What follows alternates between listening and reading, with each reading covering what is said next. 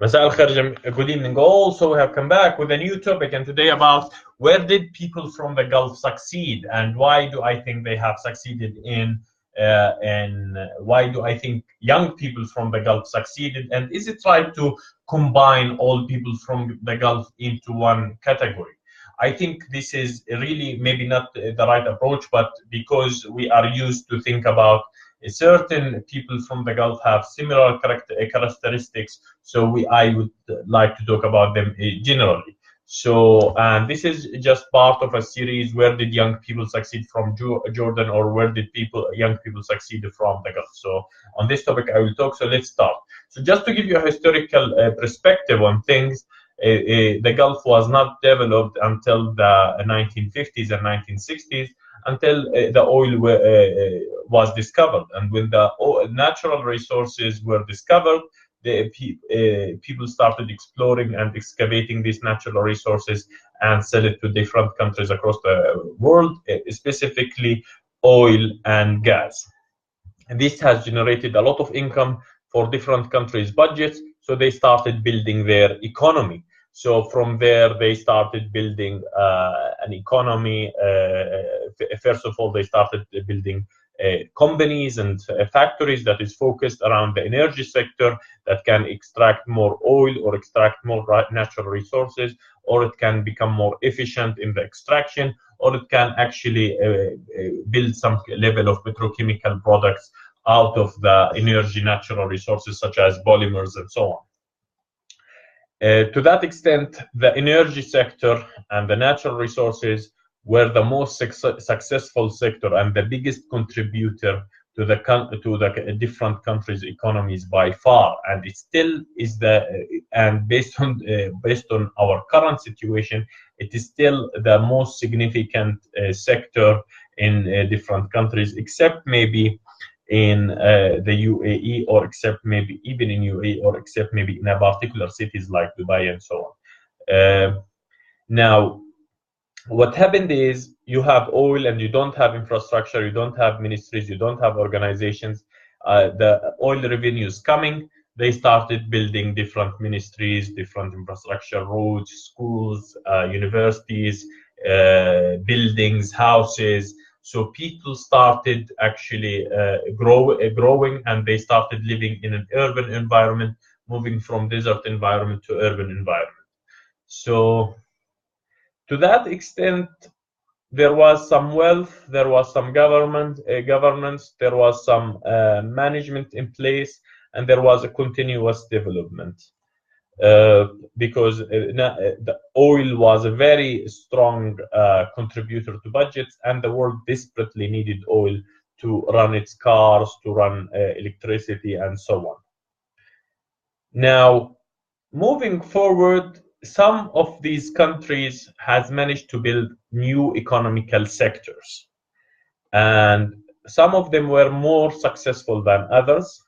Specifically, UAE and Qatar were more successful in building few sectors that are much stronger than many other sectors. Dubai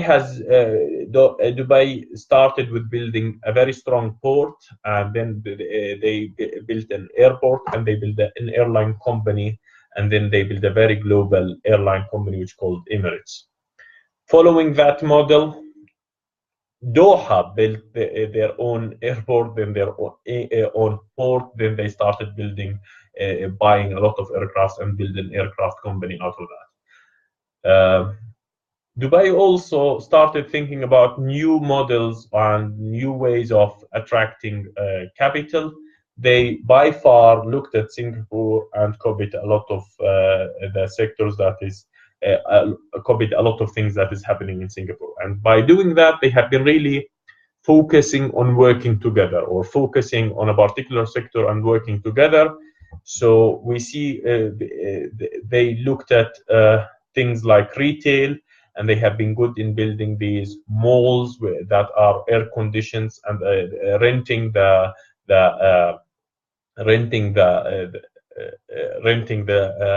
space for different companies. Because the consumer spending was very strong, these malls become very successful. Then, so they have been successful in retail. Then, because of these malls and airports and infrastructure, they attracted a lot of tourism, and they continue to do that. And they offer the tax-free environment for people, so people visited UAE or visited the Gulf for different reasons, basically because of luxury and high-end services, and because of the shopping mall and some of the services that did not exist in their own countries, especially neighboring countries like India, Iran, Saudi Arabia, and so on. So tourism become a successful sector. And then the third sector that was also very successful was, we talked about tourism, we talked about retail, and then real estate. So Dubai then started building these mega cities, and they offered a place for people to live or collect a return on investment. And they say this return on investment will be more than other cities across the globe. The sector start maturing recently, but by far it was one of the main pillars of the Dubai economy. The same model was repeated by other countries in the Gulf, specifically Qatar and Saudi Arabia. Another sector that Dubai was not very successful at comparing with other countries is media. So Qatar built a very strong organization that is still one of the strongest news agencies in the world, which is Al Jazeera. And Saudi Arabia also built a MBC, which is a very strong network, and they build a few other networks. Also, they build a group of a lot of Saudi youth succeeded in becoming social influencers because of the amount of money that is being poured in countries in companies like MBC or companies like Al Jazeera and so on. So the media was a very important element. And let me tell you about these sectors. These sectors did not become successful because they are very successful business models or because they are very successful as a business, as much as they become very successful because the desire of the decision maker to build a certain industry, a certain industry. So we look at Abu Dhabi and we say they have been doing a lot of work in defense, a lot of work in aviation, and a lot of work in energy.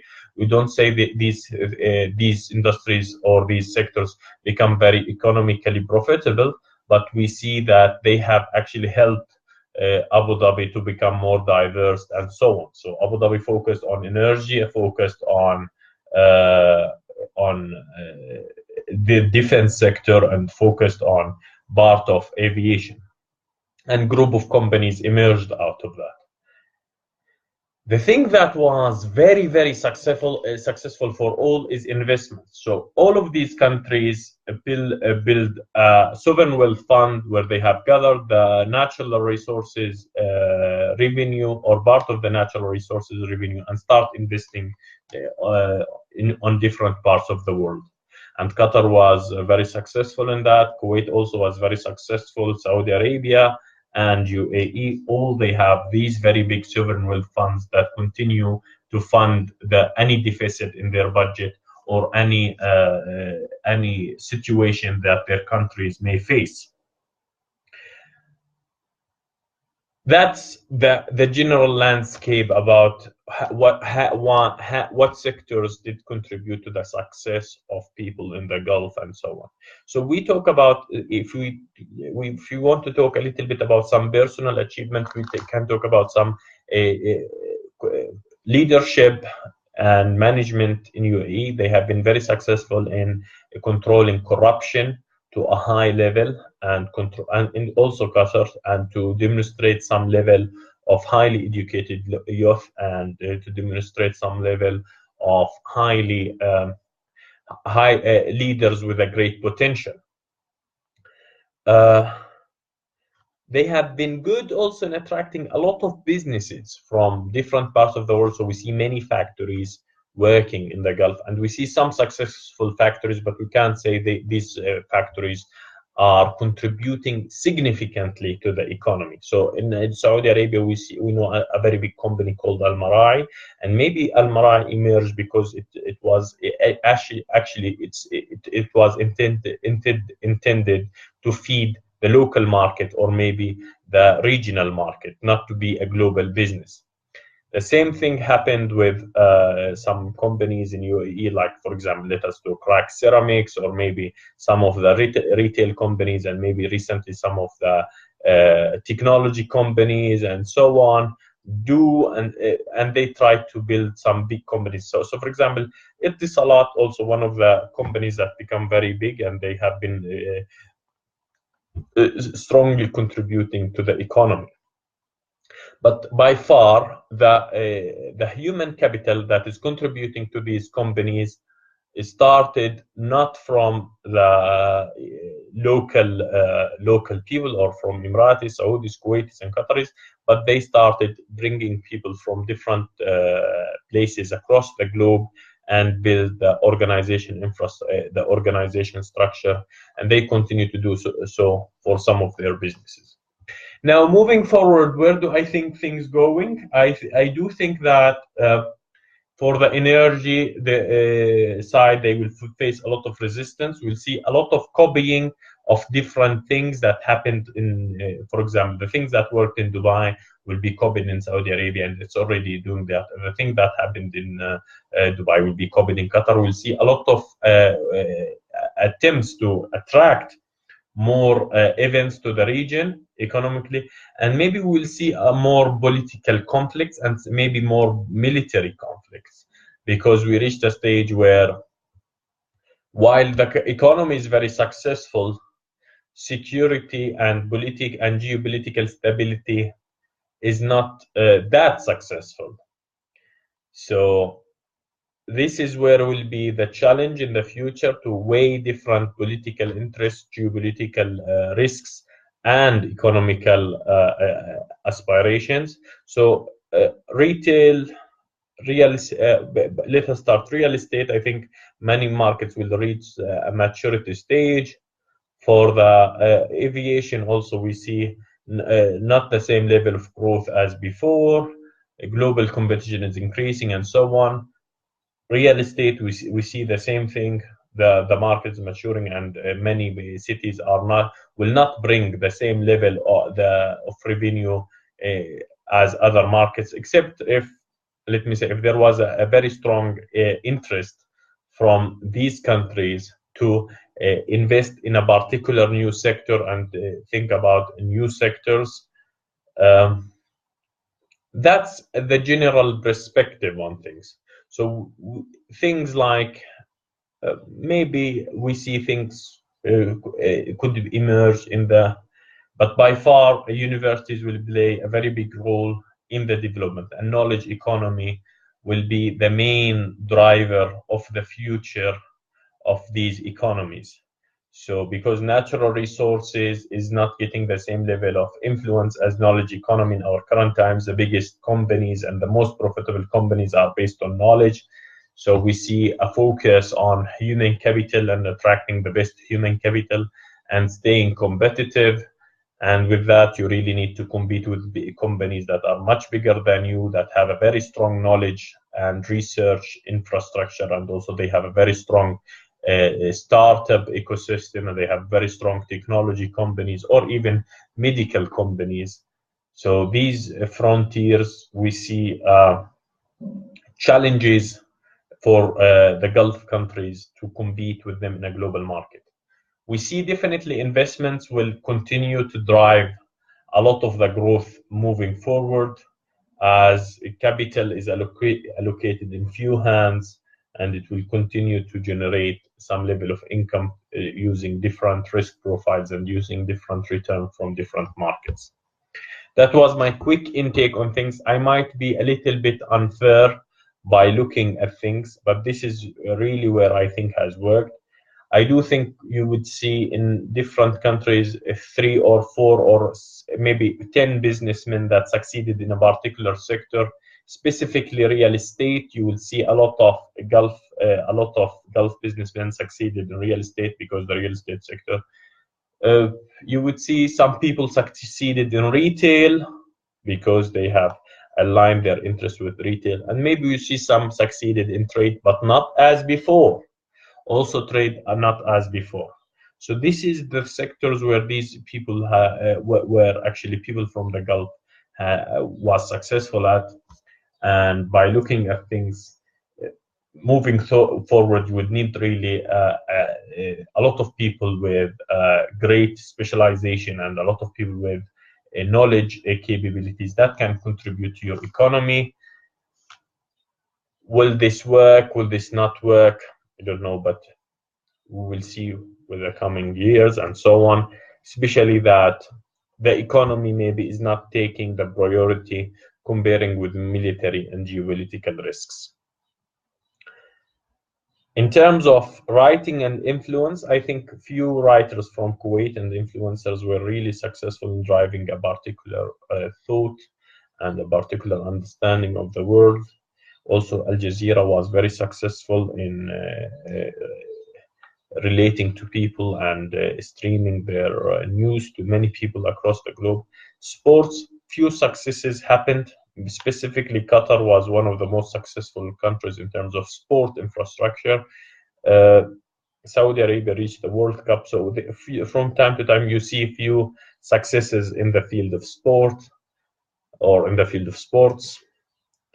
That's my quick intake on things. Universities, by far, the universities in Saudi Arabia is being well developed, and they are using local talent, and they are developing their local talent in different universities in Saudi Arabia. So maybe something will emerge out of these universities. So in terms of knowledge, I think, while a lot of people criticize Saudi Arabia, I think in terms of knowledge, and Qatar also have a few good universities, also UAE have a few good universities. So maybe something will emerge out of these universities. In terms of tech sector, we got one success story from Kuwait. Talabat.com was a very successful story and a great acquisition. We see a growing technology sector, but it's about investments, and it's about venture capital, and it's about reaching new markets, and it's about market penetration and so on. I'm not sure if the technology sector will play a significant role in the short future. That was my quick intake on things. I wish everyone a great luck, and I wish them I really wish them all the best in every element they do. That was my quick intake on things, and I say salam.